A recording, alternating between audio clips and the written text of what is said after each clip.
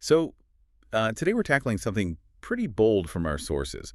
This idea that maybe up to 90% of common health issues, think fatigue, brain fog, even high blood pressure, depression, could boil down to just one systemic failure. 90%. Yeah, it's a huge number. Sounds almost like an oversimplification at first glance, doesn't it? It really does. But the sources lay out a specific argument, a biological blueprint. Exactly. And they argue that pretty much all these problems trace back to, well, one of two core issues in how our body manages itself internally. Right, like internal system breakdowns. Our sources call them the two villains, calcification and congestion. Hmm. And they use this great analogy, your body's like a car engine.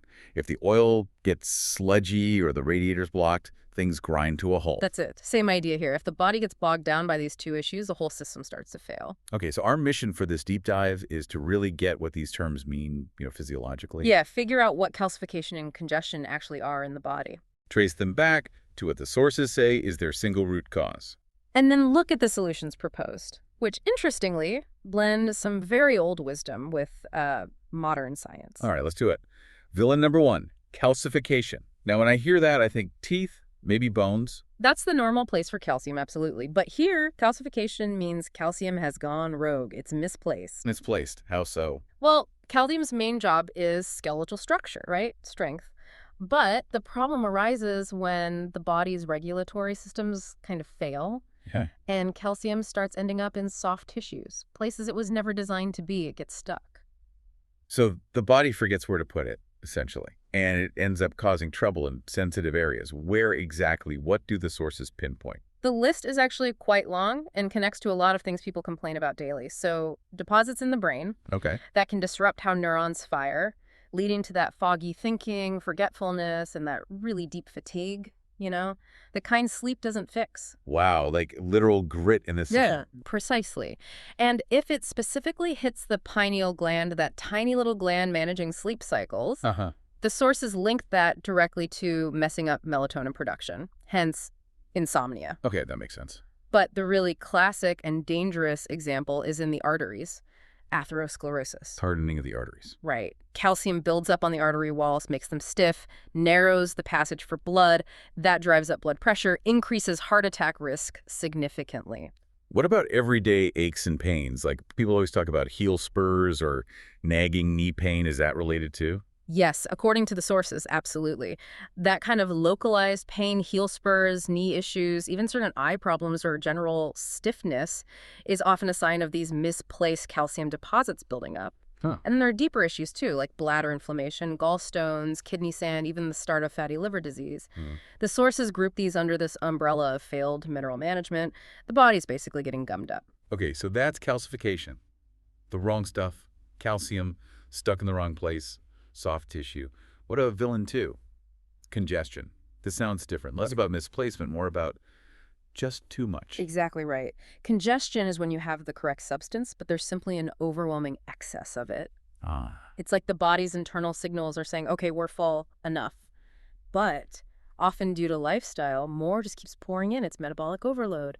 Things slow down. So having too much, even of something necessary, becomes harmful. And leads to specific conditions. What are the examples given? It's fascinating how specific it gets. Take waste products. Too much uric acid. That leads to gout.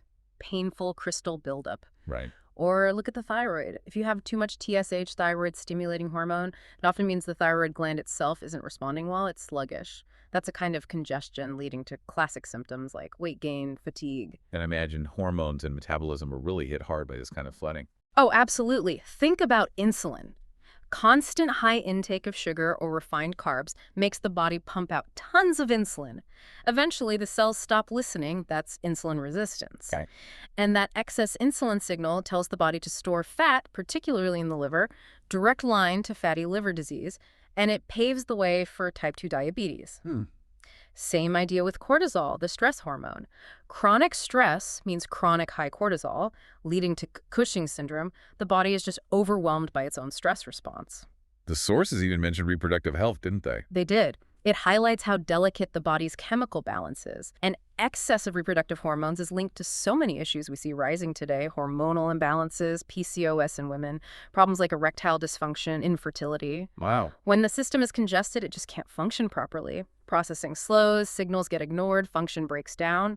Okay, so we've got two distinct problems: calcification, minerals clogging things up, and congestion, the system being flooded by excess. They seem different, though. What connects them? What's the single root cause the sources point to? If you dig down, trace both processes back. The sources consistently arrive at one answer: chronic inflammation. Inflammation. Okay, we hear that word constantly, but isn't inflammation supposed to be good?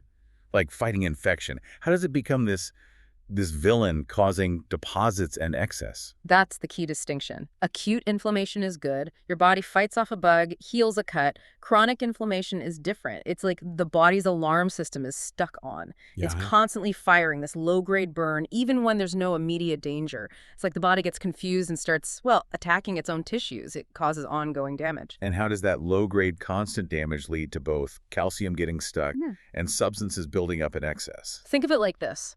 Chronic inflammation damages the smooth lining of your blood vessels, your joints, your organs. This damage creates a rough, sticky surface. Ah. And that's where the misplaced calcium can easily grab hold and start building up. That's the link to calcification. Right. At the same time, this constant irritation messes with how cells communicate. Their receptors don't work as well. So if cells aren't listening properly to hormones like insulin or TSH, The body just makes more. exactly. It tries to shout louder by pumping out more of the hormone to get a response. And that leads directly to the excess, the congestion. That really connects the dots. Yeah. So inflammation is like an irritant that creates both the sticking points for calcification and the signaling breakdown for congestion. Precisely. And the sources are pretty direct about where most of this chronic inflammation comes from. They say it's largely diet, not destiny. That's a pivotal point. The idea that this isn't just bad luck, it's often a result of what we consistently put into our bodies. Which actually brings in some ancient wisdom the sources highlight. Yeah, they cite the Quranic principle: eat and drink, but do not be excessive. That guidance on moderation is presented as like the fundamental way to prevent this whole inflammatory mess from starting. Avoid excess. If diet is the main trigger, then we need to know what we're being excessive with. What foods did the sources flag as the big inflammatory culprits? They list 4 main categories, very specific. First one, white flour and anything made from it. Wow, that's bread, pasta, pastries. A huge part of the modern diet. Why white flour specifically? Well, beyond just being a refined carb, the sources point to how heavily processed it is and the gluten in modern wheat varieties. These things can really irritate the gut lining for many people. Okay. Plus, it causes that rapid blood sugar spike, which demands a huge insulin response. And we just talked about where that leads: congestion, insulin resistance, fatty liver. Got it. White flour products. What's number 2? Number 2, hydrogenated or reused oils. Think deep-fried foods, lots of processed snacks. Trans fats and the like. Exactly. They're loaded with free radicals, unstable molecules that damage cells, and they have way too many omega-6 fatty acids compared to omega-3s. We need some omega-6, but this huge imbalance actively pushes the body towards inflammation. Okay, so refined grains, bad fats. Number 3. Third on the list, dairy products. Really? Milk? Yeah. Cheese? Yeah. The sources describe them as generally heavy and difficult for many adults to digest properly. This puts a constant strain on the gut. And gut irritation fuels body-wide inflammation. That's the connection they make. If the gut's constantly struggling, it contributes to that low-grade systemic inflammation. White flour, bad oils, dairy. That covers a lot of convenience food right there. What's the 4th one? It was a bit surprising. The 4th one is legumes.